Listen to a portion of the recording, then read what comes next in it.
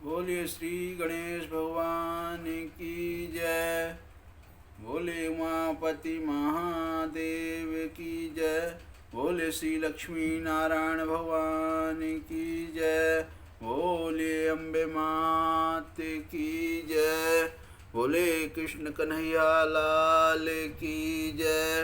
बोले हनुमान जी स्वामी महाराज की जय। आप सभी मेरे प्यारे भाई बहन और दोस्तों का हमारे YouTube चैनल पर फिर से स्वागत है। जो भाई बहन हमारा पहली बार वीडियो देख रहे हों तो जो चैनल सब्सक्राइब ना किए हों तो कृपा करके आप अपना भाई समझकर हमारे चैनल को ज़रूर सब्सक्राइब करें और हमारा पूरा वीडियो देखें। पूरा बहुत अच्छा पाठ अभी चल रहा है रामचरितमानस अयोध्या कांड से।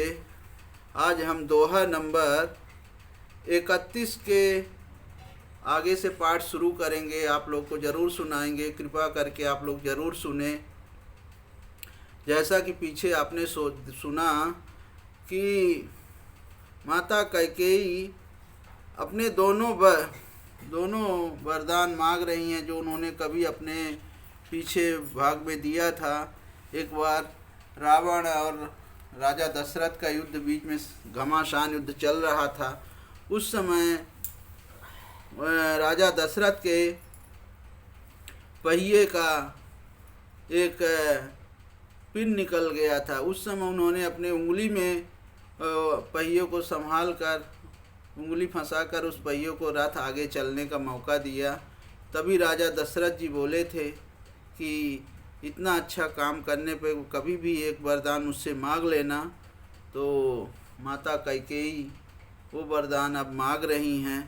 वरदान ये मांगी थी कि भरत को युवराज पद दिया जाए और रामचंद्र जी को वनवासी के भेष बदलकर उनको वन भेज दिया जाए। तो देवताओं का भी यही कहना चल रहा था, जिसके लिए उन्होंने सब प्रकार से रचना रची है माता सरस्वती को भेजकर कि राम को वनवास दिया जाए। जितने असुर जाति हैं, अत्याचार जो हमारे पृथ्वी पर बढ़ रहा है, उसे वहाँ से मुक्ति दिलाएं, राक्षस विहीन करें। इसीलिए भगवान विष्णु जी ने राजा रामचंद्र जी के रूप में अवतार लिया है। अब आगे की कथा है, सुनिए।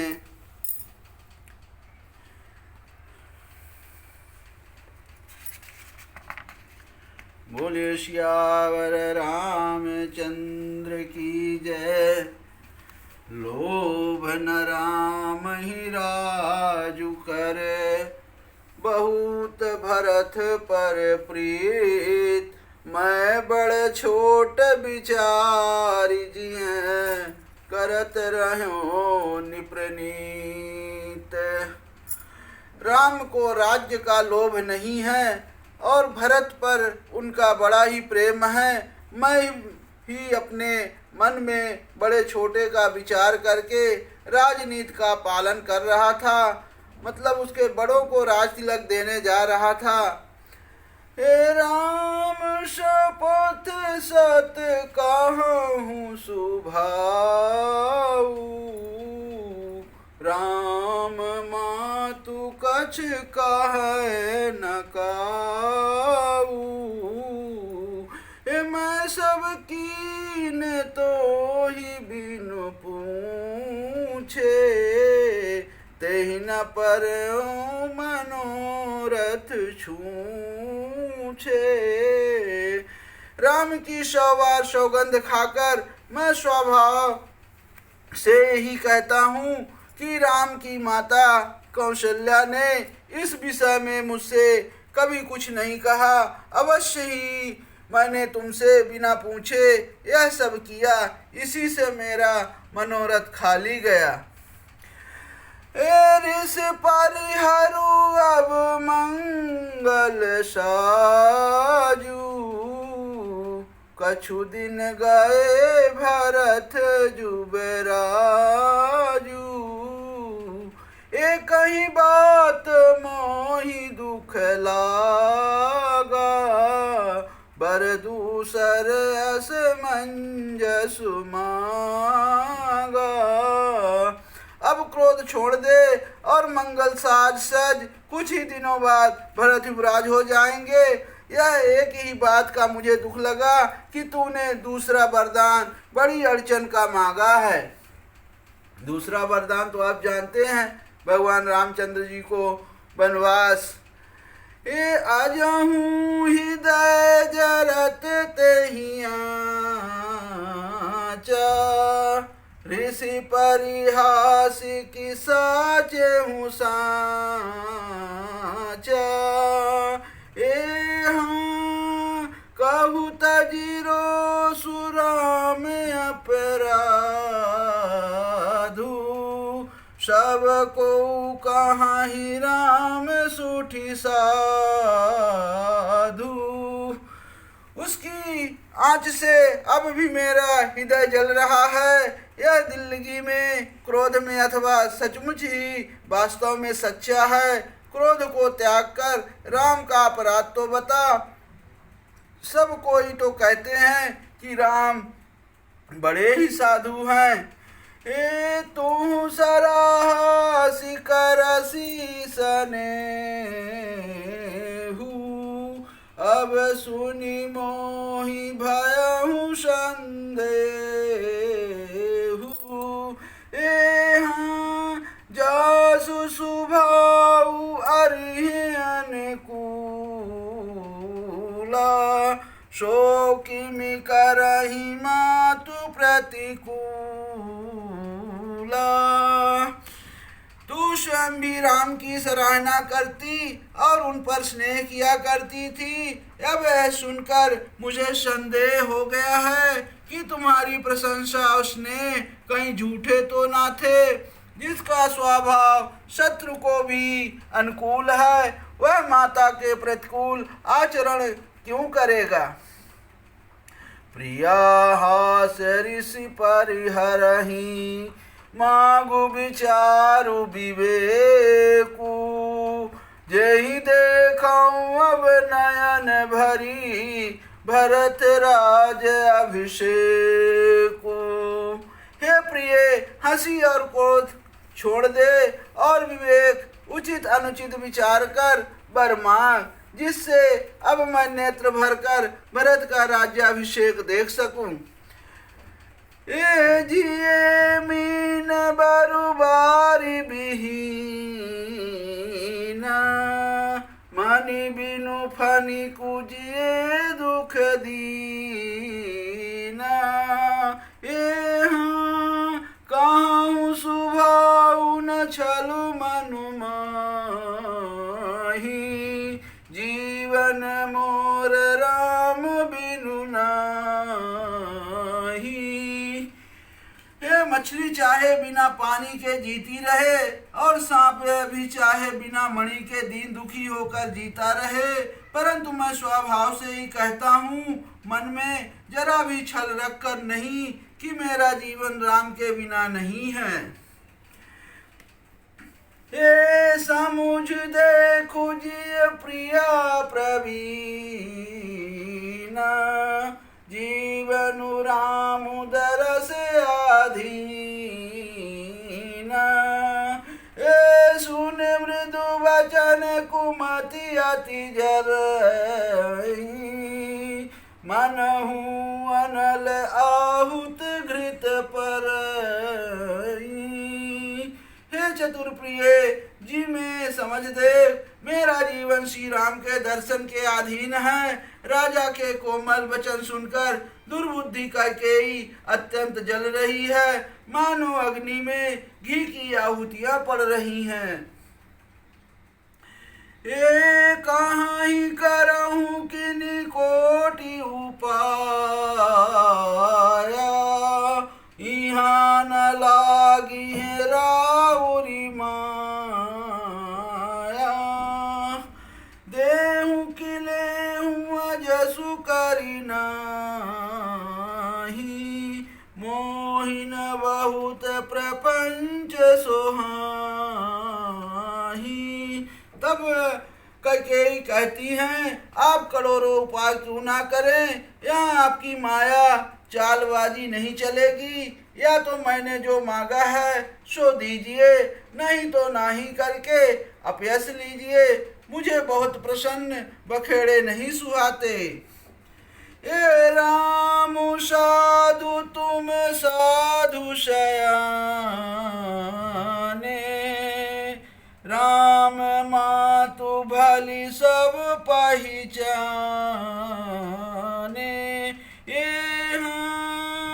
जस कौशिलाभ मोर भलता का, तसु फल उहि देहु करिसा का। राम साधु हैं, आप सयाने साधु हैं और राम की माता भी भली हैं। मैंने सबको पहचान लिया है। कौशल्या ने मेरे जैसा भला चाहा है, मैं भी साका करके याद रखने योग उन्हें वैसा ही फल दूंगी। होत प्रातु मुनि वेश धरी, जौन राम बन जाई। मोर मरनु राउर अजस, निप समुझई मन माही। सवेरा होते ही मुनि का वेश धारण कर यदि राम वन को नहीं जाते तो हे राजन, मन में निश्चय समझ लीजिए कि मेरा मरना होगा और आपका अपयश होगा। अस कहीं कुटिल भई उठी ठाड़ी, अमानहु रोष तरंगिनी बाढ़ी। हाँ पाप प्रहार प्रगट भई सोई,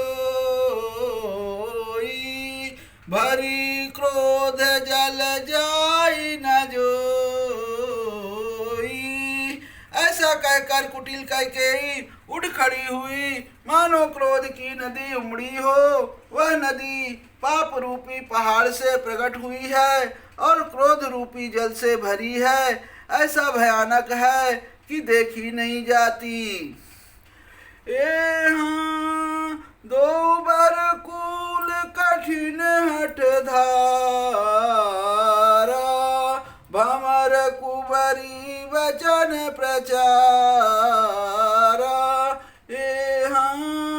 ढाड़त भूप रूप तरु मूला, चली विपति बारी दियन कूला।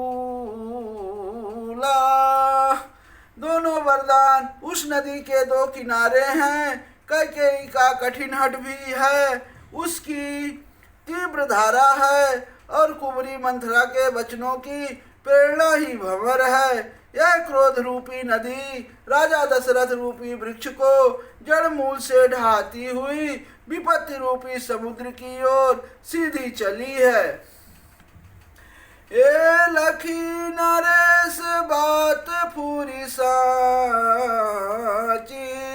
तिया मिसमी चूसीस पर नाची। ए गई पद विनय कीनी बैठारी, जानी दिन कर कुली होसी कुठारी। तब राजा ने समझ लिया कि बात सचमुच वास्तव में सच्ची है। स्त्री के बहाने मेरी मृत्यु ही सिर पर नाच रही है। तदंतर राजा ने कैकेयी के चरण पकड़कर उसे बिठाकर विनती की कि तू सूर्य कुल के रूपी वृक्ष के लिए कुल्हाड़ी मत बन। हे मागु मात वही देऊ तो ही, राम बिरह जन मारसी मोही। राखु राम कहूँ जही तही भांति, नाही तजरी है जन्म भरी छाती। तू मेरा मस्तक मांग ले, मैं तुझे अभी दे दूं, पर राम के विरह में मुझे मत मार। जिस किसी प्रकार से हो तू राम को रख ले, नहीं तो जन्म भर तेरी छाती जलेगी। राम सिया राम।